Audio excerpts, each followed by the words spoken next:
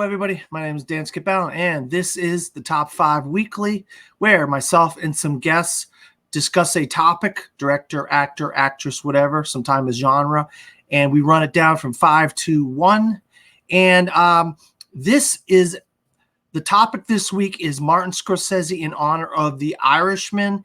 And I got two great guests that I want to talk about Martin Scorsese films with, and I'm going to add them in right now. So just be right with you. And two good buddies of mine. One guy who this is the second incarnation of the Top 5 Weekly. I used to do this show about 2 years ago. I did it for about a year and a half. And this guy over here, Stephen Billings, was my right-hand man, my go-to guy, along with my other buddy, Andrew Cabral. Welcome back, Stephen. I appreciate you coming back. And, Martin Scorsese, this is a good topic. Yeah, he's a pretty good director.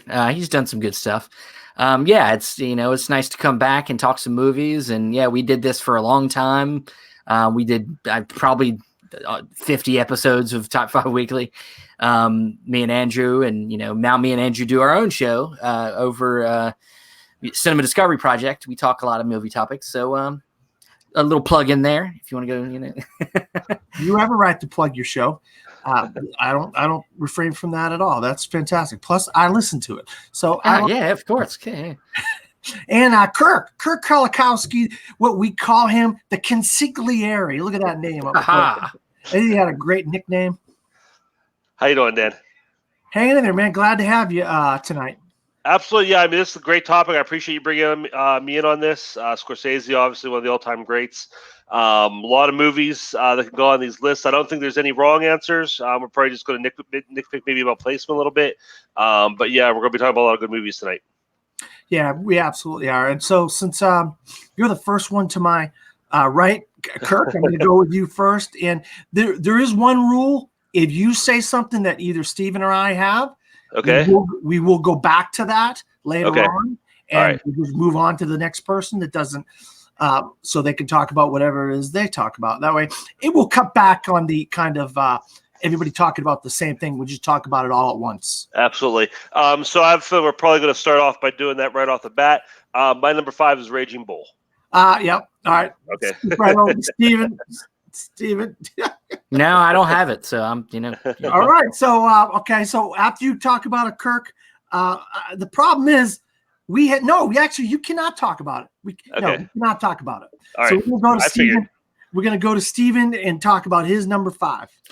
All right. Well, my number 5 is one that is considered maybe one of the most controversial movies ever. I don't know. I mean, it's hard to think of anything more controversial than Joker right now. I don't know, but this one's called The Last Temptation of Christ. Anybody got that? No? Nope. Okay. Well, this is my favorite movie about Christ. I think, people like Passion of the Christ, and that was a big, very successful movie. This movie, was a very controversial movie, of course. It depicts Christ as more of a human than some God. That he's got flaws. He's got, he's not perfect. And they show this. Scorsese shows this film in a very interesting way. I don't want to give away how they kind of do the ending of this film, but to me, watching this with William Dafoe's performance, I mean, he's amazing. Funny enough, I think it was might have been Christopher Walken's almost got this role, which would have been very interesting. But Willem Dafoe as Jesus Christ, he is amazing. There is the Harvey Keitel New York accent that kind of is weird, but apparently it was on purpose. So that's what whatever. But I love this. It's a long movie. It's very long. It's hard to kind of stay with, but I found this to be the most interesting depiction of Christ in film to me. So that's my number 5.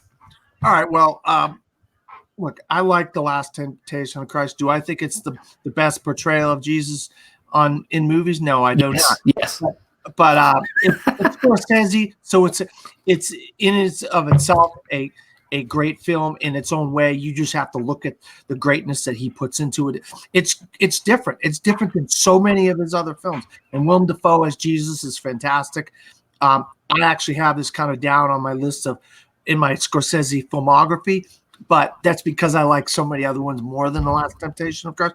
But it is a great film. Kirk, you got anything to say about The Last Temptation of Christ? This is actually what I have not seen yet. I am curious, just because I mean that's something you see in all of Scorsese's work. Well, a lot of his work is his his relationship, his tension, with the Catholic Church and with religion in general. So it'd definitely be an interesting one to see. I just haven't had a chance to check it out yet. Yeah, he did do his religious trilogy, if you will. Mm-hmm. And the first one of that is The Last Temptation of Christ, I believe. Did he do this before Kundun, Stephen? Yeah, I think so. Yeah, Kundun came after it. Yeah, so Yeah. This is the first of his existential religious trilogy, if you will. All right, so Stephen, you talked about your 5. Kirk, you have to hold off on your 5. Yep. So now it's my turn to talk about my 5, and I'm sure we're going to be holding off on my 5 because one of you guys has probably got this on your list. It's called The Aviator. Nope. I do not. No. Wow, nobody has The Aviator. Wow. This is a biopic about Howard Hughes starring Leonardo DiCaprio. It starts out in the 20s and I think goes to like the 60s or 70s, I believe. And it shows this man through his ups and his very, very public downs. And he was a aeronautical like wizard. He loved planes. He kept creating all these kinds of planes. He actually did a movie called Hell's Angels, which was a big deal in the 1920s. But he was also like a ladies' man, and Leonardo DiCaprio is like a ladies' man. This film has got so many great performances, but Cate Blanchett won an Oscar for playing Katharine Hepburn, which is famously one of Howard Hughes' love interests. We have Ava Gardner. We have Gwen Stefani. Oh, I can't think of Gwen Stefani's character now, but she was one of the hot starlets at the time, and she was in Hell's Angels, I believe. And then Ava Gardner was played by Kate Beckinsale. So.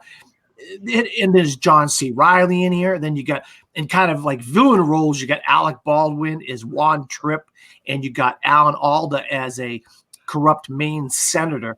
But it just had a great look to it. The aesthetic, the cinematography was great. The production value was great on The Aviator. I'll tell you what, I just think it's an absolute masterpiece. It's like 3 hours long, but it was criminally looked. It should have won way more Oscars than it did, in my opinion. Of course, well, I'm a little biased. I'm a huge Martin Scorsese fan. Kirk, you got any thoughts about The Aviator? Yeah, I mean, I think the only reason this didn't make my list is it's just, with Scorsese, it's an embarrassment of riches. So, I mean, it's not. I don't fault you for having it on your list at all. I've only watched this probably for the first time last year, and I really loved it. I just think it's great. We take somebody who Howard Hughes, and I think modern people just think of modern Hughes as the crazy guy in the hotel who like collected his fingernails. And they weave that element of his personality in the movie very well. But what I love about, this could be, you talk about being long. It's long because it could be 2 complete movies. I mean, all like the Hollywood filmmaking stuff could be its own movie because that was fascinating, and all the aeronautical stuff could be its own movie. So it's like these 2 worlds that he combines, and Scorsese does a great job of weaving that into one narrative. So yeah, it's a great pick. Steven, you got any thoughts on Aviator? Yeah, I can't say too much more. I mean, I think I've maybe seen this maybe once or twice. It's been a while since I've seen it. But yeah, I mean, I think at the time when I saw this, I wasn't as into Scorsese yet when it first came out. I was more into Leonardo DiCaprio. I liked him as an actor. And this was in that phase where he was, I think, going from being the heartthrobby type of DiCaprio to that more, he grew a goatee. If you notice, he grew facial hair, and then he started doing more manlier type of roles. Like he was in Blood Diamond, and he was, right after that. And I was like, oh, this is weird. But yeah, I mean, it's a great movie. Yeah. It's a stunning movie. It is, a behind the curtain type of movie. About the, cinema a little bit, and it is a tour de force performance, with DiCaprio, when he's like peeing in jars all over the floor, and it's crazy, but yeah, great film. Yeah. All right, so that's my number 5. Going back to Kirk with his number 4. Okay, and I did look it up here. Gwen Stefani was Jean Harlow. Jean Harlow, that's right. Yeah. Jean Harlow. My number 4, again, this will probably get put on pause. My number 4 is The Wolf of Wall Street. I do not have The Wolf of Nope. Wall Street. I have it Okay. in my honorable mentions. Okay, no problem. Yeah, Wolf of Wall Street is this is just a really nice surprise. You don't see directors at the stage of their career where Scorsese's at, or where he was when he made this movie, make this kind of movie too often. I mean, the movie it feels like a movie by a very young director. It has a lot of energy. It's very kinetic. Has a lot of great performances. DiCaprio's great. Margot Robbie's great. Jonah Hill's great. And it kind of reminds me of almost like a next generation of Goodfellas. You know, taking everything, a lot of the stuff he did in Goodfellas, a lot of that filmmaking style, and putting it into a more modern story with a obviously younger cast. So yeah, I mean, it's the thing I love about Scorsese is a lot of his movies are just fun. They're a lot of fun to watch. And this captures that fun spirit, that energetic spirit that he has in a lot of his earlier movies, and I really enjoy it. So again, it's a personal choice for me, but that's my number 4, Wolf of Wall Street. Steven, you got any thoughts about The Wolf of Wall Street? I mean, I liked the movie when it came out. You know, I think the later Scorsese, he's definitely gotten lengthier in his movies. I think he does sometimes, for me, get a little bit long-winded. But I think with if it wasn't for such great editing, like his movies are so fantastically edited, energetically edited, like you said, you know, they would be boring. They're not boring. They're just long. You know, he like averages at least 2 hours and 40 minutes on every movie, I think, nowadays. So, I mean, but, you know, it's hard to complain about, you know, getting as much, when you only get a Scorsese movie every 3 years, 4 years, maybe you're like, okay, I'll take it. Yeah. Thelma Schoonmaker she's been with them forever and ever and ever. Yeah. If it wasn't for the great editing, I don't think he would be hanging around as much as he wouldn't be as good as he is. So yeah, the thing about The Wolf of Wall Street is when I went into the movie, and it's Scorsese, but when I watched it, I was like, oh my God, it blew my mind, because I remember the man. I remember Jordan Belfort. I remember his infomercial where he's getting off of a plane and he said, I can make you money and blah, blah, blah, blah, blah. And it's like, oh my God. And that's who this movie is about. I didn't put it together. And I was like, oh, okay. Now I know what they're going for with this guy. Yeah, he's a pretty nasty character, because about 6-7 years later, they find out he was bilking people out of all their money. And so Leo brought it to Martin to do. And obviously he trusts Leo because he worked with him previously on a bunch of movies. And their next movie, they're working together. Scorsese's next movie is a movie with Leonardo DiCaprio about some kind of mystery or murder mystery in Oklahoma, I believe. So yeah, I really love The Wolf of Wall Street. I have it in my honorable mentions. It just, like you said, you can only do 5. You can only do so many. And, I mean, the thing about Wolf of Wall Street I really do like, though, is that, it was somewhat of a controversial movie too, because of people were saying it was exploitative of that culture, that it was glorifying that culture, that it's okay to be them kind of people and get rich, and it's like, really, it's kind of satirical. It's like showing you, hey, these people are ugly people, and look where he ends up. Like, it's like, but people take it at face value. So Scorsese is a lot smarter than that. So let's. Oh yeah. Yeah. All right. So let's go to Stephen with his number 4. Well, my number 4, I would say it might not be on anybody's list, because it's kind of, people would consider this a safe choice, because this is the one he finally won his Oscar for. And for me, this is more personal, because I actually got a chance to experience this in theaters, and the experience was fantastic. And that's The Departed. I think that, yes, this is kind of, you could almost say is like a culmination of all his gangster movies up until that point. You get a little bit of everything. And to me, the experience in the theater is what stays with me. I remember sitting in the theater, and I used to work at a movie theater, and this movie came a little bit late. Like, I hadn't seen it yet. It had been out a couple weeks, and we finally got it at my theater. And it was like me and maybe like 2 other people in the theater. So nobody around me, nobody bothering me. And just watching this film, watching great performances, Matt Damon, Leonardo DiCaprio, Jack Nicholson, just a full blown, Yeah, full blown cast. You know, Mark Wahlberg gets nominated for an Oscar in this movie, which is hilarious to me because all he does is curse out people, you know, and talking a very thick Boston accent. That's about it. Yeah, I mean, and I mean, come on, everybody's mostly seen this movie. The ending just surprises you, and I remember just sitting in the theater shocked at the ending of this film, and I thought it was a very entertaining experience of a film. Honestly, it's one of my favorite. I mean, I know everybody loves Goodfellas and everybody, but this is honestly the one I go back to more than them movies because it's just got an entertainment value to me that I like more. So. Well, it's entertaining to me too, Stephen, because it's my number 4 as well. And I'm from Boston, and on a previous episode of the Top 5 Weekly, I watched Infernal Affairs, and I was absolutely blown away by Infernal Affairs. So for Martin Scorsese to take that and to make it Irish gangsters in Boston, from a place that I come from, L Street is a real place. That's where Irish what's his name? Mickey Bulger? Bulger. Bulger. That's where he worked out of, a gas station on L Street. So they really did their homework when they came up with this story while twisting it into the Infernal Affairs story. They have Jack Nicholson play a gangster. What great casting, I think the best casting maybe of the movie is Matt Damon. I think Matt Damon plays such a sleazeball so perfectly in that movie. Oh yeah. A lot of times he plays like the all-American type of dude, or or he's always the nice guy, but in this movie he's just a sleazeball. I mean, I love it. He really is. And you could see where like Alec Baldwin takes a small, or Martin Sheen takes a small role. Mark Wahlberg, they wanted to be in this movie. There's why they took those roles, and they're all fantastic in all their little parts that they're in. That's why I have The Departed. And like I said before, this is the one he won his Oscar for finally.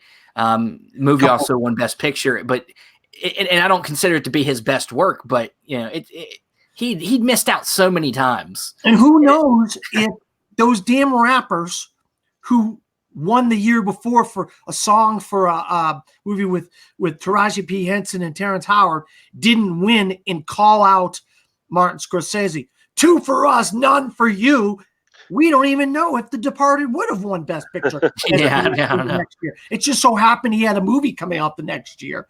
Mm-hmm. And you don't know what would have won that year if it went for these jackasses calling him out in who did this song for this movie. Hustle. Hustle and Flow. Hustle and Flow. Yeah, they did the song. They won an Oscar for it, this rap group. Mm-hmm. And they called him out. I'm like, what the hell? And of course, they were like, no, we're making sure we rectify that real fast. So that's why The Departed won. I believe it won. It was a great film, so it deserved to win. And Martin Scorsese was way overdue for best director. Kirk, I know Stephen and I kind of ad nauseum discussed. No, it's okay. I like The Departed. It's a good movie. I think 99.9% of filmmakers, obviously, they make this movie and it's their magnum opus. It's the greatest thing they've ever done in their career. I enjoy it. I think it's a good movie. I think honestly, because this is the Oscar movie, I kind of have a little bias about it because I look at this and I compare it to some other movies that are on my list, and I'm like, this is the one that won. And again, not saying that it deserved it, but the fact that this got it, and like you said, I mean, there were a lot of other factors I think that went into it besides it being worthy. I don't think. I mean, I don't question it. I was gonna say we know with the Oscars, it's all about timing. Yeah, and I don't question the movie's worthiness, but like just the fact that that's the movie that won it for him, and nothing else did. That kind of sticks to my craw. But I think I have maybe a little bit of like unfair bias against it, but it's a great movie. I mean, it was number 6 on my list. So. Okay, so since Stephen and I got through our number 4s, and your number 4 was what, Kirk? Have you done your number 4? Yeah, my number 4 is Wolf of Wall Street. Okay, all right. So that means it goes back to Kirk for his number 3. Sure. My number 3, and I'm guessing this isn't anybody else's list because it would probably be like at a number 4, number 5, but you guys might surprise me. My number 3 is The King of Comedy. It's on my list. Yeah. Okay. All right, so it's above. It's either 3 or above, Stephen? Yes. Okay, so we're gonna skip over. Cool. Now All we're gonna. This is what's gonna keep happening. So now we're gonna go to Steven's number 3. That's fine. My number 3 is maybe people would put this typically higher, I guess, but it's just one of the, like we said, it's just so many great movies, and we all have our own personal tastes, and so this is where this lands for me, and that's Taxi Driver is my number 3. All right, hold off there. Yeah. That's what I thought. Yeah. All right, so Kirk and I both have Taxi Driver further up. All right, so that means it rotates over to me. I got Goodfellas at 3. Does anybody got it above 3? Yeah, I do. Okay, you do. Okay, Yeah. So Kirk has it above 3. So that means now we're going to start getting to where we get to discuss these films. Sure. Okay. Now we're going to go back to Kirk for his number 2. My number 2 is Taxi Driver. I have Taxi Driver at 2 as well. So since Steven had it first, a little bit behind us at 3, Sure. we'll let him discuss it first. We'll go to Kirk, then we'll go to me. Yeah, I mean, we, if anybody that is into Scorsese knows this film, was his first real great, breakout movie. I mean, he, De Niro playing this deranged man, somebody that's come back from war, that's just trying to find his way into society, figure out his place, and yeah, I mean, if you've seen the recent Joker movie, a lot of that is bled into that movie along with another film. It's just a really great character study film. If you want to watch a film that's truly kind of surrounded about a character, then this is kind of one of the great ones. And, it's got some of the most iconic lines in it. It's just a fantastic movie. I don't know what else to say about it. I don't want to take you got 3 people that need to talk about this movie. Go ahead. Kirk. Yeah, I think Steve. I mean, the character study. I mean, that's what you were seeing a lot of movies in the '70s, where you had these movies focus on one character and really get inside their head. And I like movies that make you feel uncomfortable. And this movie just makes you. I mean, it almost makes you complicit in what Travis Bickle's doing, because you get inside his head and you see his reasoning and why he's doing what he's doing. And it's such an uncomfortable ride. I mean, you feel that like when he's on the date with Sybil Shepherd and everything he does there, and he's just him trying to fit in normal society and not being able to at all is just so difficult to watch. And it's because of that it just draws me in so much. I mean, it's a fantastic performance for De Niro. It's one of those ones where, I mean, he's probably, if he's not in every scene in the movie, it's very close to it. And just what he's able to do with that character is mind blowing. Yeah, and a movie like this, there was all this controversy about the Joker and how it would make people react, but I'm like, they made this movie before. They made a movie that's probably even more close to home than the Joker, because this guy's playing a real person. Joker's a little bit heightened. He turns into this clown guy, gets a little bit comic booky. This guy right here is like really real. Yeah. And so if we've already made this movie. This movie's been made for 40 years. What are we complaining about? No, I mean, Travis Bickle is, I think, so many people in America, and I use this term lightly. I use it lightly. I just feel like Travis Bickle is a lot of people that haven't been able to find their own way in society, who he comes back from war and he's kind of like lost, and then he finds this he finds this like mission where he could save the Jodie Foster character from this pimp and all this stuff. He feels like, oh, I have a mission now. I'm not just this useless guy who I don't know where I'm going in life and what my life is. He like you said, he starts getting dates with people, and he doesn't know how to act. He takes them to a porn movie, and it's like, anybody in their right mind knows you don't take a date to a porn movie. Why not? Without their consent first, you got to make sure they're into that kind of thing. And it's like the seedy side of New York, and to see this man who really kind of embraces this kind of seedy nastiness of New York.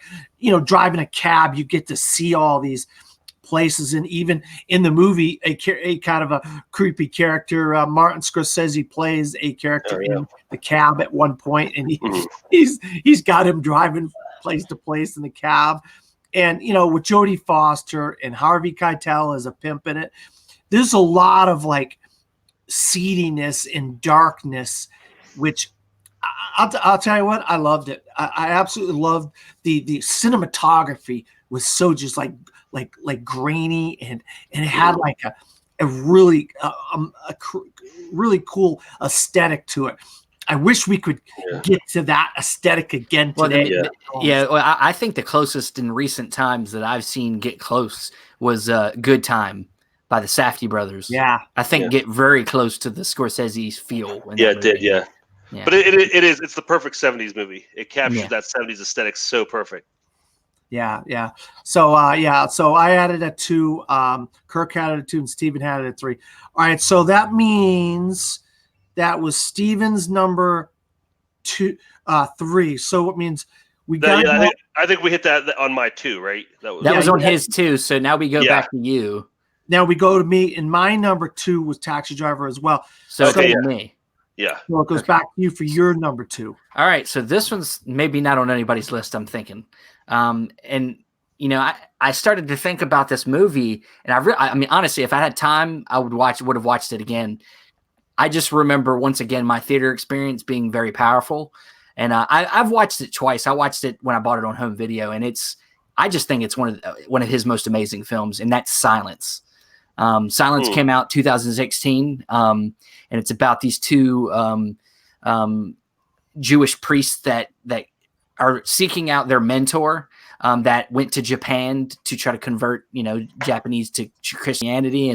And they hadn't heard from him for a while, and they think that he might have turned while he was over there, giving up his faith and everything. So they're going to search for him.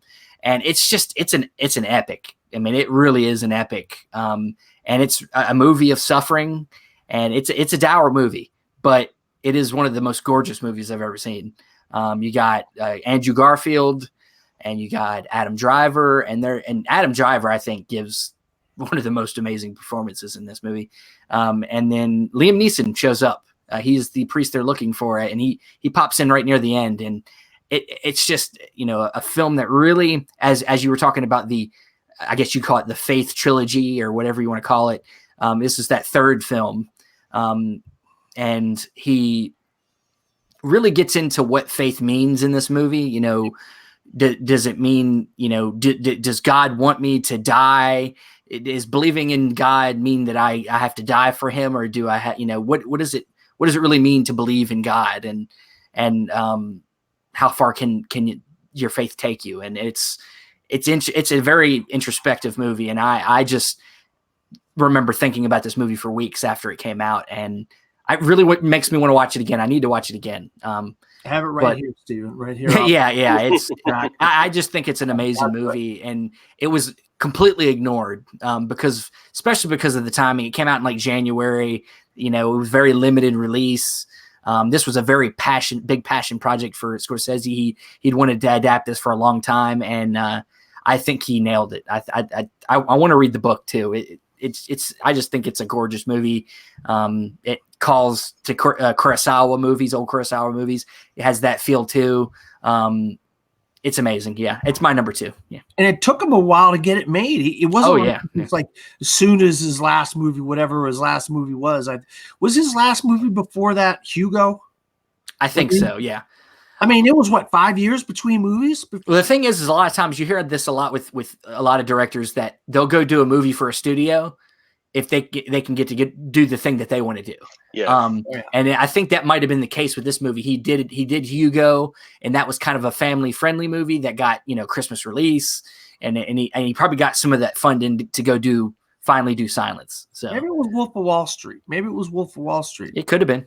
Yeah, it was one of them 2 that came first before Silence, but it took him a good 4 or 5 years to get Silence made, and he finally got it made. And you're right, it's a gorgeous film. I would just say we talked about it earlier about the length. I just think maybe if he could have cut some length off of it, might have went over a little bit better. The thing is, with a movie like this, it's very meditative. It's it spends a lot of time in silence. This movie is literally called Silence, and it wants you to sit there and these characters are suffering, and wants you to sit with their suffering. And that's just part of the experience of this movie. So, I mean, Yeah. yes, you could say we could cut some fat, but that the fat is there for a reason, definitely. No, So, no. I mean, the thing is, you're 100% correct. Martin Scorsese, his cut of the movie is probably the absolute best cut you're going to see of whatever movie that he's seen, especially in the last 20 years. Yeah, no it's one about messing with him. with an edit. It's about intent. You know, if it was his intent to entertain you in some, big way, he would have cut the movie down 30, 45 minutes and it would have just been this action adventure where these two Jewish priests go into Japan to rescue this guy. It's like, no, it's not like that. No, you're right. No, it absolutely is a masterpiece. It's sad that it kind of got overlooked. Maybe people just didn't understand it, but I do love Silence. I mean, it's probably my top 10 or 11. Scorsese. It's a movie that needs more time, I think. I mean, it's only been out for 3 years. So I think as Scorsese's legacy continues to grow, hopefully continues to make more movies. I think as the years go by, this one will be like a Last Temptation. Like will be one of the movies that people bring up a lot as like the underrated. Yeah.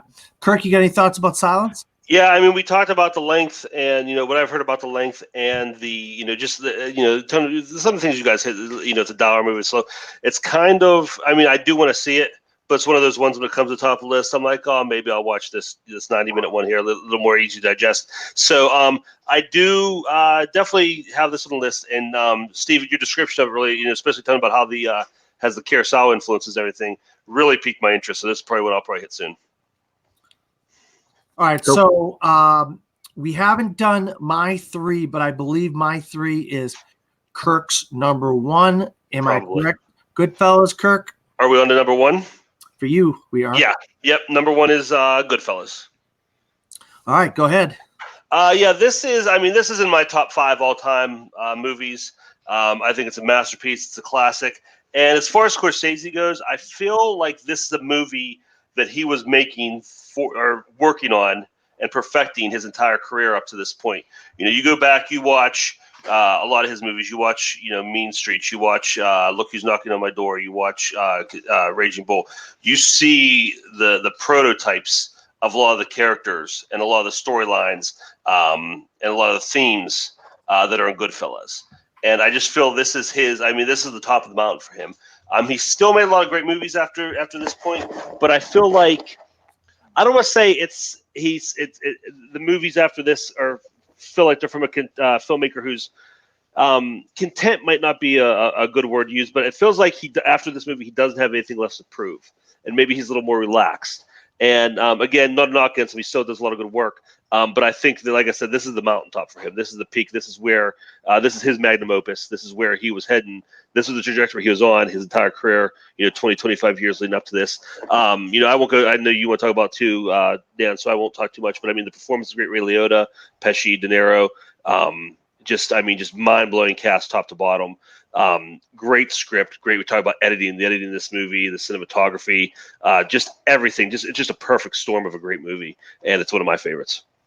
Yeah, I grew up in the 80s, so I'm a child of the 80s. Even though I was born in the 70s, I kind of really didn't come into real consciousness until about 1980. So I wasn't familiar with this stuff in the 70s until, I started really finding these movies, Raging Bull, and then, but this is the first one I ever saw in theaters. Mm-hmm. And I was absolutely blown away by Goodfellas. There's so many things. First of all, the Henry Hill story, it's a real story. This wasn't some fake story that they decided to make up. The Godfather is fake. It's not a real story. It's based on Mario Puzo's story. But this is a real life story. This actually happened. These are real people. They changed the names of some of the people in the movie, especially the gangster people, because they don't want to give the names out. But Henry Hill was a real man. He actually joined the Italian mob, and he was involved in the Lufthansa heist, which is considered the biggest heist of all time leading up to that point. And from this, the point of the Henry Hill character was what was really interesting about this movie. His trajectory, his angling from all these different places and where he went. And and you could tell Scorsese really does do things in this film he had never done in some of his other films. That Copacabana scene where him and Lorraine Bracco are walking through the Copa with the chandrels playing is probably one of the greatest movie scenes of all time. And in my opinion, I absolutely love the scene.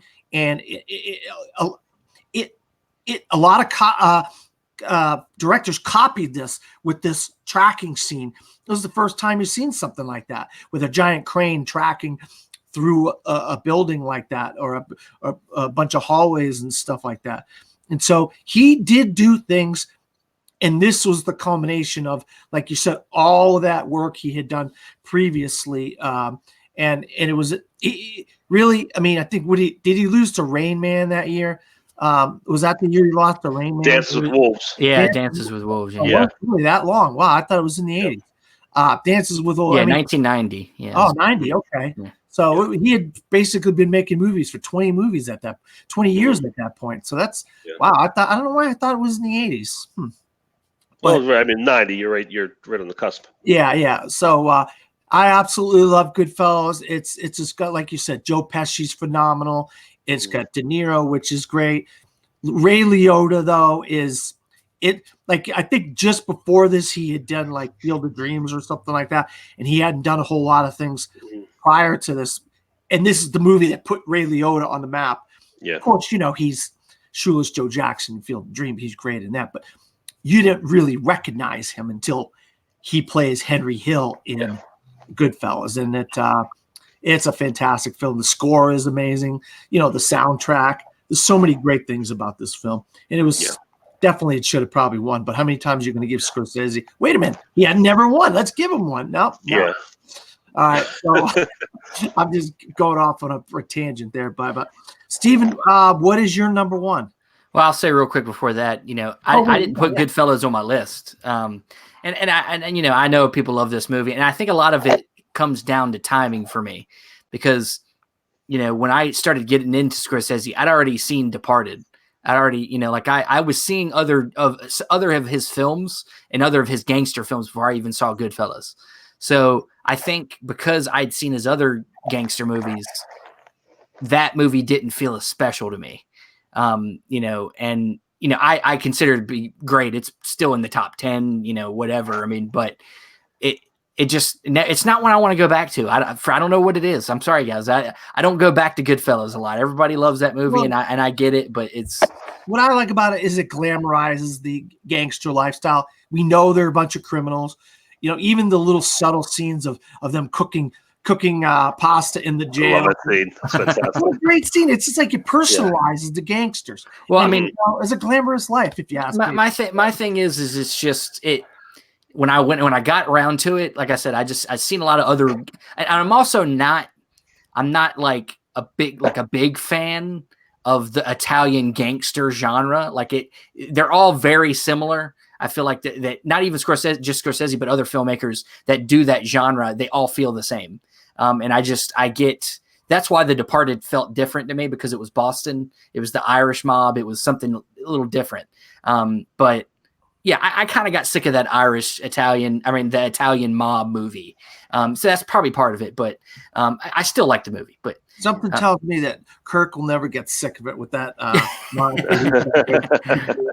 Yeah, and that's fine. I just, I just got kind of a little bit stale for me, but it's not for everybody. Go ahead with your number one. My number one, we brought it up earlier. I think it was Kirk's maybe 3, maybe. Yeah. And it's King of Comedy. This movie, when I first saw it, and it's been maybe like 5 years ago, I finally saw it, and I love this movie. As soon as I saw it, I bought it. I went and bought it on Blu-ray. I was like, I got to watch this again. I just think it's such a great combination of, satire and drama and comedy. And I think it's one of De Niro's greatest performances. He's not playing a tough guy. He's playing this neurotic, obsessed person that wants to be something with, this movie is still very relevant today, is a person that really wants to be something, but doesn't want to really work for it. Wants to just be famous, and it's once again another great character study film. And Scorsese, you could say out of all his movies visually, this might not be the most engaging visually. But there are some great shots in the movie. Don't get me wrong. But when you think about, like, he's not taking a lot of risks, I think, visually in this movie. But it's the directing of the actors. And, you got Jerry Lewis in here, who is the late night talk show, host that he's obsessed with. And just to see how angry he gets when Rupert Pumpkin just won't leave him alone, and he just keeps showing up at his house, and it's so great. I just think it's almost to me a more interesting character study than Taxi Driver. I find it to be more interesting, but yeah, it's just ever since I saw it, I've been kind of obsessed with it, and it's kind of become my favorite Scorsese film. So yeah, my number one, King of Comedy. Great choice. Kirk, I know you had it at 3, I believe, right? Yeah, I'm just everything Steven said I love this movie. And again, it is different for Scorsese. But at the same time, as far as character study goes, it's almost like Rupert Pupkin is almost like the opposite side of the coin of Travis Bickle. I mean, they have a lot in common. They go about their ways very differently, but that lack of self-awareness and that completely, antisocial behavior. And I love the Rupert Pupkin, that lack of self-awareness that character has, and De Niro's commitment to that, and how that can make you so uncomfortable. And the fact that he's almost a comic character in a pretty serious movie, and doing pretty serious things, but he's also it's cringy and it's funny. It's almost like watching Steve Carell in The Office, that are different, in a different situation. It could be watching that, but to take a character like that and put him in this movie is just so fantastic. And Steven mentioned Jerry Lewis's performance in this is so great. He is so good at that, as that late night, Johnny Carson, stand-in, and the scene where he's trying to read the cue cards, and Jerry Lewis's reaction to that is just one of my favorite scenes in any Scorsese movie. He just plays that so well. Just that subtle, that frustration, that fear he plays is so good. That's probably my favorite thing about the movie, actually, is Jerry Lewis. But yeah, it's one of my greats. And Steve, I love that you're number one. That's a great pick. I know it's probably overall underrated Scorsese movie. So I love that you have it at number one. Yeah, I just, for some reason, when I started thinking about the list, it wasn't just to be different, but it was just, I tend to be drawn more to these lesser known Scorsese, or just to any director, really. I always get fascinated with their lesser known works, and when I discovered King of Comedy, it surprised me so much that it shot up my list, Yeah. So. No, I'll tell you what, guys. I mean, you guys have said so much about the King of Comedy. I absolutely love it. It's Jerry Lewis plays a character by the name of Jerry Langford. It's called The Jerry Langford Show, and he's just this guy. I mean, but the thing is, this is in a time where you could just walk down the street, and you come out, and then people kidnap you and stuff like this. Like, none of this stuff could go on today. Like Sandra Bernhardt, she's like this crazy obsessed fan, and she works out the deal with Popkin to kidnap him and stuff like this, so he could go do his stand-up routine. But yeah, I mean, De Niro hadn't done anything like this before this, and he did later on in his career get back into comedy with Analyze This, Analyze That, and the Fockers, the Meet the Parents trilogy. So I think he tapped into some of that kind of stuff but he hadn't done it. And maybe Cape Fear was like that over-the-top thriller movie. Maybe he tapped into King of Comedy a little bit with Cape Fear. Who knows? But yeah, I absolutely love King of Comedy. It was my number 5 on my number 6 on my list. I mean, I kept bantering back and forth with myself. Aviator, King of Comedy. Aviator, King of Comedy. So I decided to put the Aviator because it was a different kind of film, and I wanted to celebrate something different for Scorsese as far as. Plus, it was a masterpiece. I feel like Aviator is an absolute masterpiece. But now we're going down to my number 1, which is Kirk's number 5, and that is Raging Bull. Oh, Dan thought a sports movie is his favorite. Oh, yeah, Dan in sports movies. No, I love sports movies. Everybody that knows me, they know I love sports movies. But Raging Bull, there's something about this movie that really connects with me, and I know people connects with you. How the hell?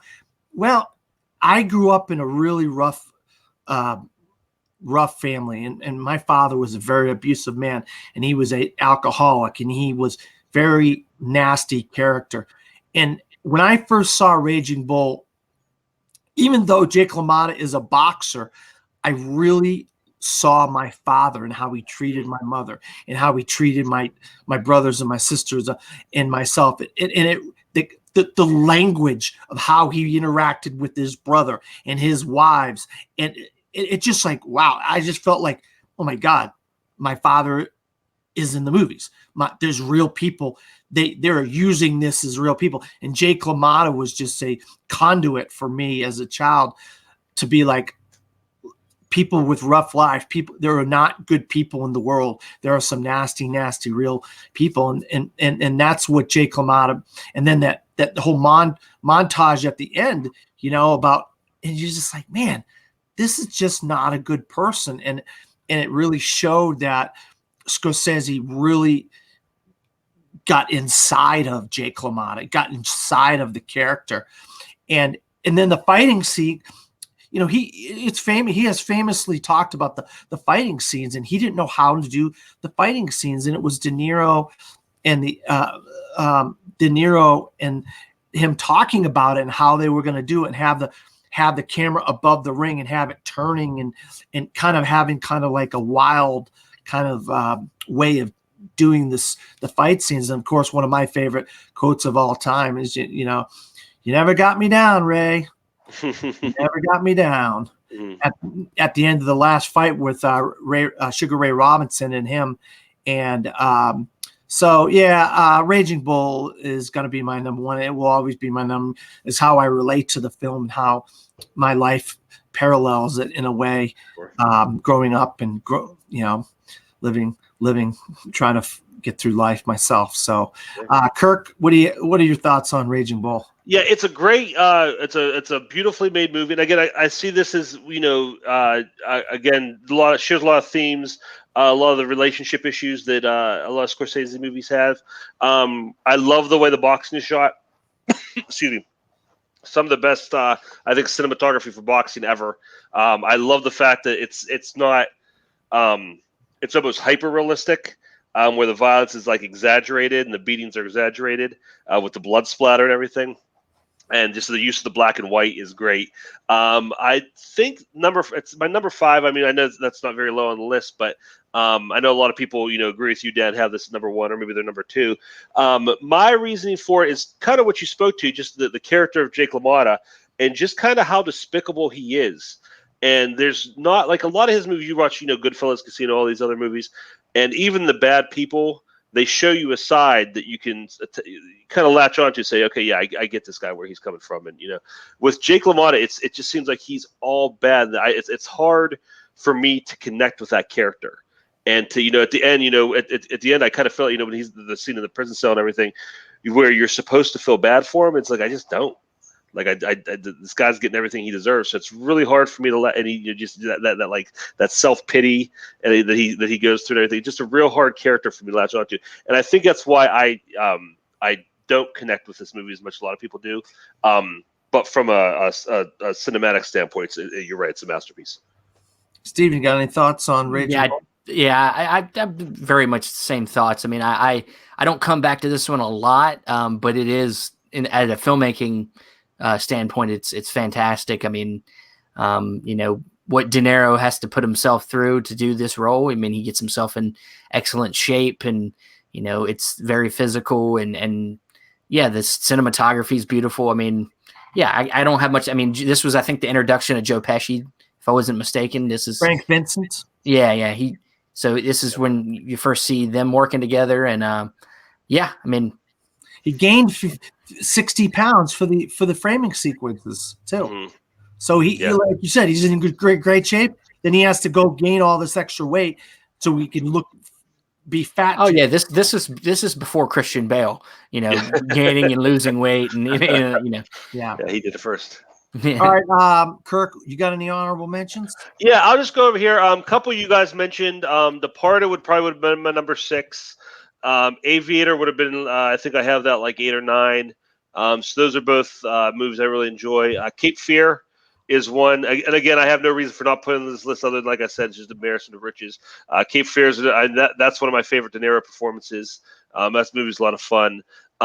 Gangs of New York is not a perfect movie by any means, but it's a movie that has a lot of good stuff in it, a lot of fun stuff in it that I really enjoy.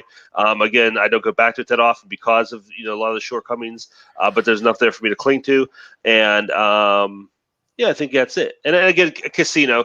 If Goodfellas didn't exist, Casino would be so much higher on my list. But there's Goodfellas, so Casino's not as necessary, but it's still a good movie. All right, Steven, you got anything? I mean, look, if you know me, I like Nicolas Cage.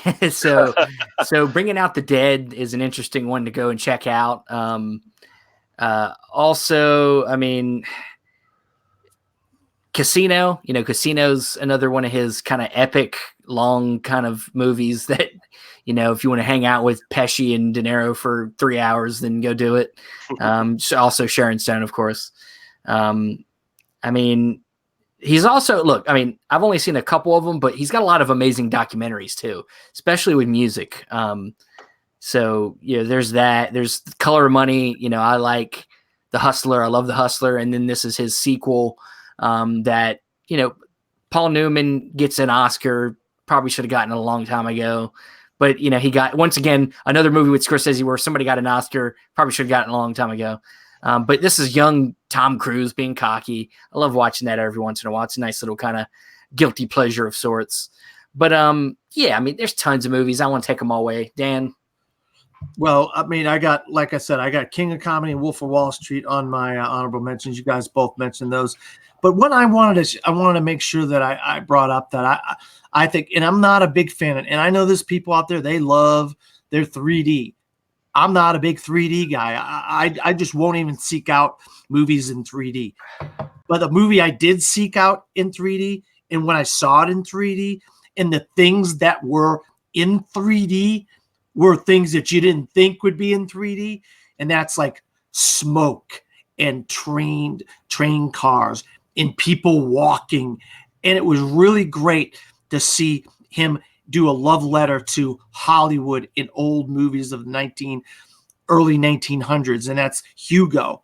I read Hugo, and it's half and half. It's dialogue written, and then it's art. It's art and it's regular. So it goes very quickly when you're reading it. But he took something he had never worked with before ever, and he did it for the first time, and he killed it. He absolutely kills the 3D, and it's one of the better 3D movies I have ever seen. And I'm being biased, I know. It's Scorsese. He's my favorite director. So, but I think. Go ahead. I'm sorry. No, I was going to say, I think I have points for something we need to just about Scorsese in general is the fact that I'm not sure how. I mean, he's in his 80s now, right? He's 79. So he's pushing 80, and at this age, for his willingness to still experiment with stuff like that, or make a movie like that, or even like a movie, like I said, a movie like Wolf of Wall Street at his age is pretty spectacular. And people give him a hard time because everything he said about the comic book movies recently, and I think that a lot of that really got blown out of proportion. And I think he had a lot of really good points about some stuff. But I mean, the fact that he's still, he's not this stodgy old guy who's saying, hey, I'm still doing stuff the way I did it back in 1972. I mean, he's still experimenting, he's still trying, still finding new ways to make movies. I think that's a huge thing. Yeah, I was gonna say I completely agree with you. Not only that, but even with his new movie with The Irishman, he decides he's going to work with Netflix. He's going to do what he has to do to get the movie out, and then he also decides to work with this de-aging technology. To get the full experience of what he's trying to show. And, instead of, casting younger actors or, he decided to use this technology, which is what a lot of these big Marvel movies are using. Sure. They used it on Downey Jr., they used it on other actors and use it in his own film. And apparently he pulled it off pretty well. So from what I've heard. So yeah. He's not as old man, Clint Eastwood and Gran Torino. He's actually somebody that when he has his complaints about, you know, whatever it is, it's because he loves he doesn't want people to lose what it means to go to the movies. He wants people to go to the movies not just for entertainment, but because he wants people to watch it to learn something, to discover something about themselves or about other people, or he wants movies to say something and not just be about shoving popcorn in your face. So, well, I mean, the way I look at this is this, you know, if I like eating at McDonald's, I enjoy a good cheeseburger at McDonald's, but if one of the world's greatest gourmet chefs criticizes McDonald's, I'm not going to disregard what he has to say about it. He probably knows what he's talking about more than I do. And that's how I look at Scorsese talking about the Marvel movies. Again, I mean, I love Marvel and I love the big blockbusters, but again, I think he had some good points. No, he really did have a lot of it is about money too, Kirk and Steven. Yeah. It's about, like, we're getting a lot of these $10-20 million movies, especially with like Blumhouse and people like that. And then we're getting the $200 million movies. Where is that 50, 60, $70 million movie? You know, look what you could do with it. You could do the Joker, and the Joker's an absolute masterpiece. I wish that studio. I hope studios can learn from a movie like Joker.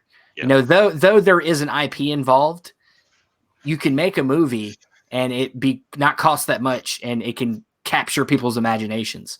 You know, and make $1 billion. You know, Knives Out, Jojo Rabbit. You know, there was a first Star Wars. You know, there had to be a first of something. Yeah. You know, keep trying to push the limits on storytelling, not technology. That's the thing nowadays. I think that the film industry is looking in the wrong direction. They're so much about trying to turn cinema into a spectacle. They're not focused on the content itself and the story, the characters. And even though he's using technology in The Irishman, the whole thing is about that story. It's to tell the story. Yeah. It's that story doesn't engage you, get you engaged. You won't even care 2 cents about that de-aging technology. And that's why The Irishman is getting such great reviews on all the different. It's nothing new. We've went through it since the early parts of the 1900s, like with William Castle, with Odoramas, and there's always been gimmicks. You know, and there's always going to be gimmicks, but hopefully good storytelling and good character development movies will win the day. You know, we just got to let the studios know with our wallets. So, and that's, you know, using 3D for Hugo, it didn't take away from the story that he was trying to tell, which was a love letter to Hollywood and films in general, and silent films and all that kind of stuff, which is, you know, that's what's great. And it had a lot of great little character actors in it. So that's one of the things I loved about Hugo. But all right, Steve, Kirk, where can you be found? Whoa, before you do that, Kirk. Yeah. Run down your 5 through 1. My 5 through 1, again, it was I had Raging Bull at 5, Wolf of Wall Street at 4, The King Comedy at 3. Number 2 was Taxi Driver, and my number 1 was Goodfellas. All right, now tell us where you can be found. If you want to talk movies, check me out on Letterboxd. That's where I do most of that rating and reviews as the mood strikes. And I'm on Facebook, all the movie trivia, fan league, community stuff. You want to track me down, I'll be easy to find. And Steven, what's your 5 through 1? My number 5 was Last Temptation of Christ. Number 4 was The Departed. Number 3 was Taxi Driver. Number 2 was Silence. And number 1 was The King of Comedy. And you can find me. You can find me on Facebook, Stephen Billings. Me and Andrew Cabral do a podcast called The Cinema Discovery Project. We talk all broad amounts of topics, whether it's something in the news. Every few episodes, we do a spotlight on a film. We try to keep it fresh. We try to talk about things that maybe you haven't heard about. I think this coming up soon, we're going to talk about food movies because Thanksgiving's coming out. So we're going to talk about all different types of food movies, try to get people's mouths watering. But you can go on Instagram. I post all the stuff I buy on Cinema Discovery Project on Instagram. So, yeah. Yeah. And of course, I'm going to be listening to that episode and I'm going to be like, damn, I gotta go get some food. These guys are making me freaking You might as well just go ahead and get you some food before you start listening to it. and that's I can't wait to hear what you guys get into with food movies. And I'm laughing because I actually listened to their podcast. It's fantastic. Him and Andrew do a great job. I highly recommend it to anybody watching to go seek out the Cinema Discovery Project. My 5 through 1 is Aviator at 5, 4 The Departed, 3 Goodfellas, 2 Taxi Driver, and my number 1 is Raging Bull. You can find me at Dan Skipbound on Facebook, Twitter, and Pinterest, not Instagram. I'm having problems with my Instagram right now. Hopefully we'll get that fixed soon. Also, I write movie reviews and sports articles for a site called cinesportstalk.com. That's cinesportstalk.com. And I just want to say thank you guys for coming on, talking about Martin Scorsese, my favorite director. And I can't, all of us, we're all excited to see The Irishman. So for Steven and Kirk and myself, goodbye. Thanks, Dan.